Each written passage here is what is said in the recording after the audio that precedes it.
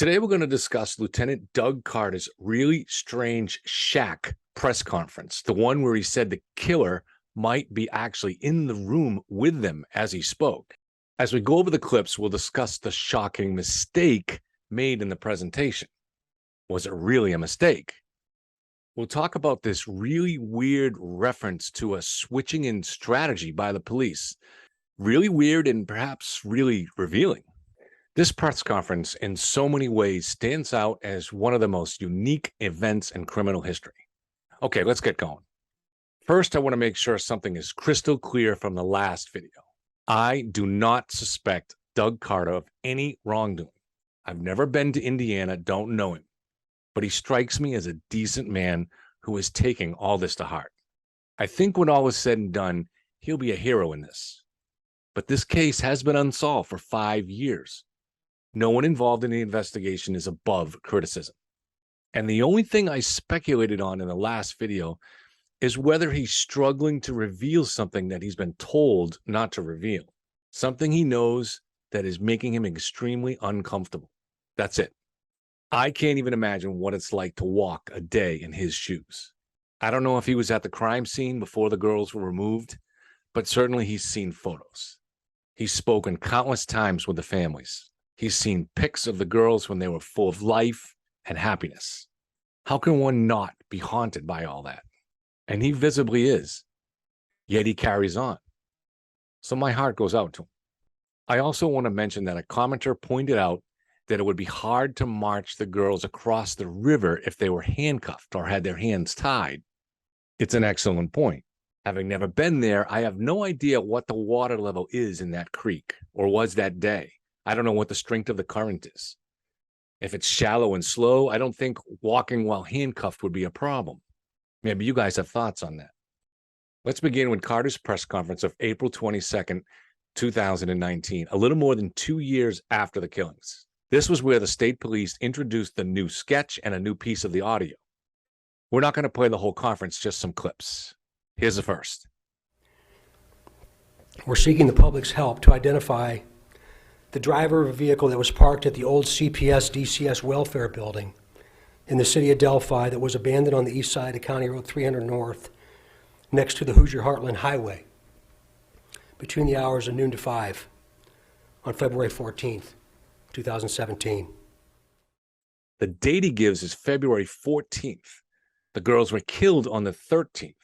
Their bodies were found at noon on the 14th. Carter says the car was abandoned on the 14th. But the police later clarified this to say the building was abandoned, not the car, and that it was parked there on the 13th, the day of the killings, not the 14th. This correction was made the next day by something called the Multi-Agency Task Force. I have two reactions. First, what the holy bleeping hell is going on? How was a mistake like that even possible? Carter was speaking from prepared notes in front of a room packed with reporters, the biggest police press conference on this case in 2 years. Is it even possible that incompetence could result in a mistake like that? I'm not sure I can accept that. I'm dumbfounded. They asked for the public's help and give them the wrong date? Instead of it being the day when there was hundreds of rescuers searching right at the time the bodies were discovered, it was actually the day of the murders? At exactly the time of the murders? I had to think that mistake was intentional. I just have to. That they were somehow trying to trick the killer into some kind of reaction. Because the police didn't correct it until 24 hours later. And because I refuse to believe that even Larry, Moe, and Curly could be that incompetent. If Carter had simply flubbed the date, the police would have corrected it before the conference ended. Certainly within an hour, they would have put out a press release. So I'm going to go with the theory that they did this on purpose. The second reaction I have to this clip, and remember, I'm new to this case, so you maybe already know this, is this. Now I know who's in charge. This multi-agency task force thing. In episode 2, I discussed a clip where Carter says that it's the investigators making the calls on the suspect list. He went out of his way to say it's not me. So now we know who's making the calls. It's this multi thing.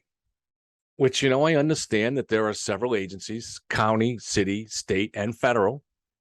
Larry, Moe, Curly, and Shem. Sorry, I shouldn't say that. I'm just still stunned. I guess they know what they're doing. They just need a little more time, right? All right, let's go to the next clip and hope it's more encouraging. We also believe this person is from Delphi, currently or has previously lived here, visits Delphi on a regular basis, or works here. Okay, here he tells us that the killer is connected to the area, which we already know, of course, but worth reminding people. This is based on the killer's intimate knowledge of the bridge location. But I do want to draw your attention to the long pause after he says the killer is from Delphi. This could be just his way of reading the script, but he prefaced that in a part we didn't play by pointing out how wonderful the town of Delphi has been. So he understands, of course, that it's unfair to disparage a community because of one guy, and he feels it's necessary to make this clear because he's about to say the killer is from Delphi. Anyway, this pause in the preface had me wondering if they know the killer is for sure from Delphi. There's only one way they could know that.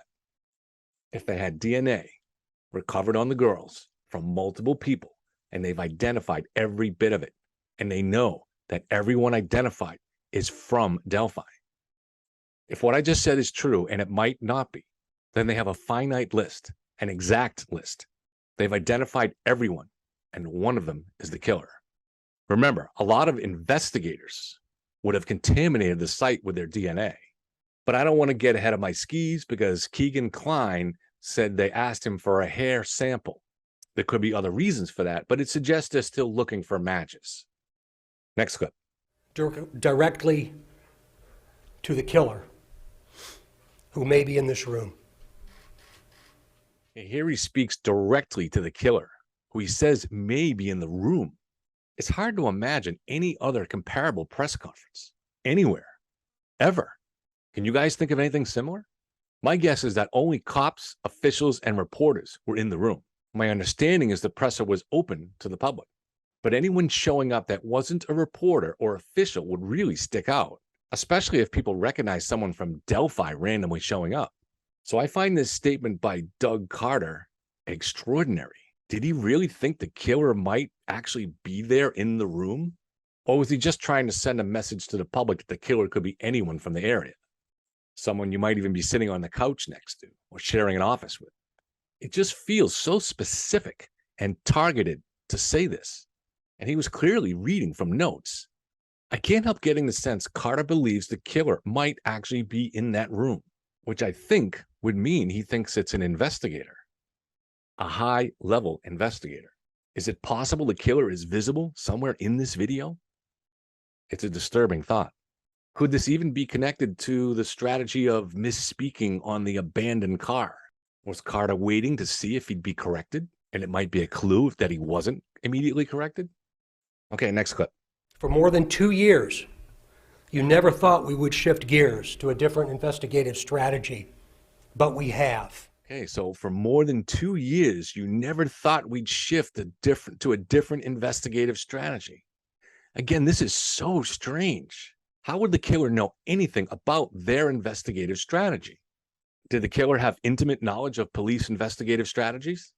Did he know how their investigation would proceed? I suppose they're talking about the new sketch, what they're about to reveal at that point, or the new part of the audio, where the guy's part. But how are these things a change in strategy? Carter has said the new sketch just represents evolving information. What's strategic about it? It's not a change in strategy, right? Just an update in information, evolving information. I guess we'd have to ask, what was the usual strategy? And what did they change after 2 years? I'm not a cop. My guess is that when you have a murder like this, other than examining the evidence at the scene, you begin by looking for witnesses. Maybe you get some vague descriptions, which might or might not be of the killer, but it's a small town. So you start the process of forming lists of everyone in the area and crossing people off it.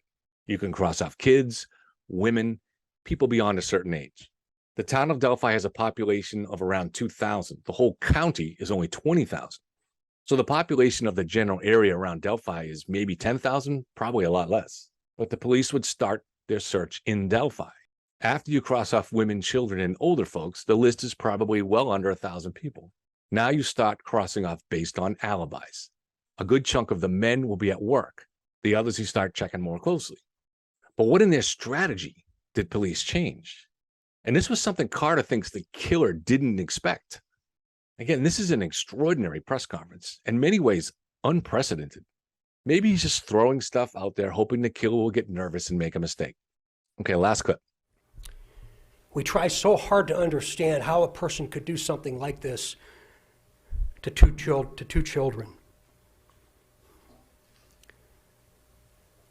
I recently watched a movie called The Shack. And there's also a book that talks so well about evil, about death, and about eternity. To the murderer, I believe you have just a little bit of a conscience left.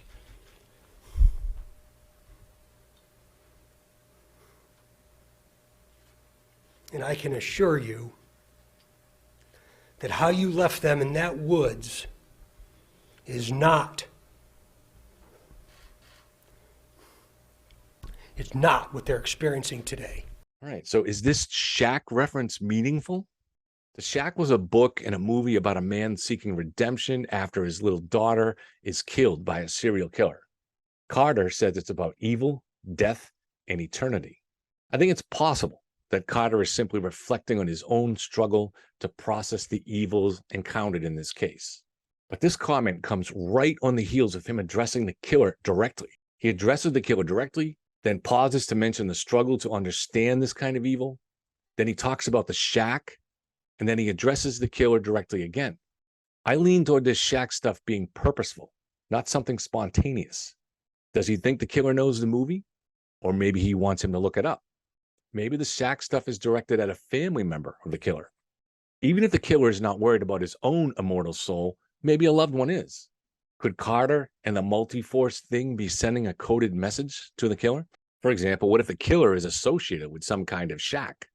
That's a puzzle.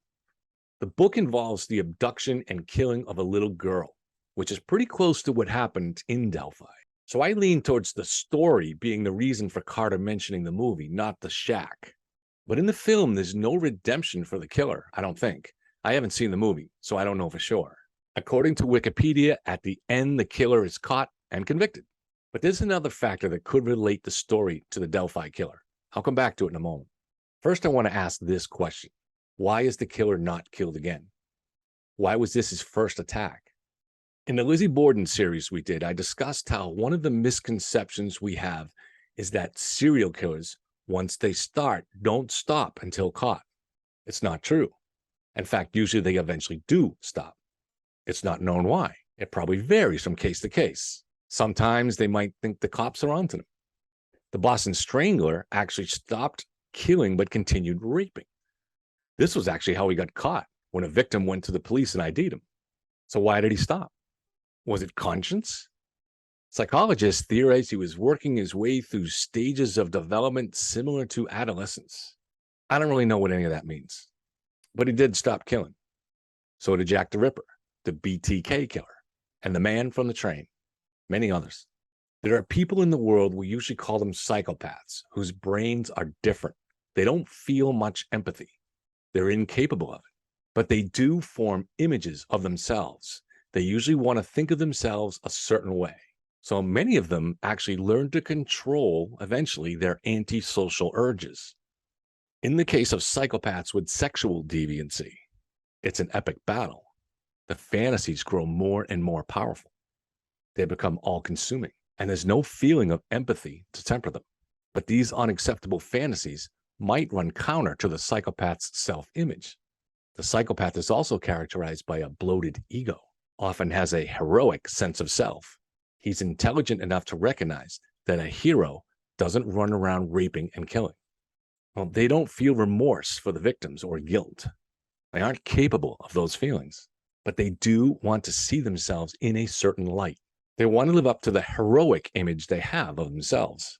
Many become doctors, CEOs, rock stars. Cops? Maybe. They do like to play the hero. In The Shack, the main character, the father of the abducted girl, was himself a victim of abuse by his own father. In A Dream of Heaven, the hero's father asks for forgiveness. Now, I interpret Carter's referencing of The Shack this way. He believes the killer has children. Hang with me a minute and I'll explain. Yes, it's possible the killer was himself abused as a child. That could be a factor too. But what matters to the killer is his self-image. He hasn't killed before or since because it doesn't fit his self-image. And he sees himself as a good father. The heroic father in The Shack failed his child one time. A canoe his kids were on flipped over, and while he was saving two of them, a serial killer took the life of the other. The killer in Delphi doesn't care about Abby or Libby, doesn't feel a bit of remorse. In fact, he's relived the memory of what he did over and over, and it excites him. That's the great danger, as the obsession will only get worse. But he has an image of himself as a good father, and he doesn't want to fail his own children. Carter didn't cite The Shack so the killer would turn himself in. He did it so the killer won't kill again.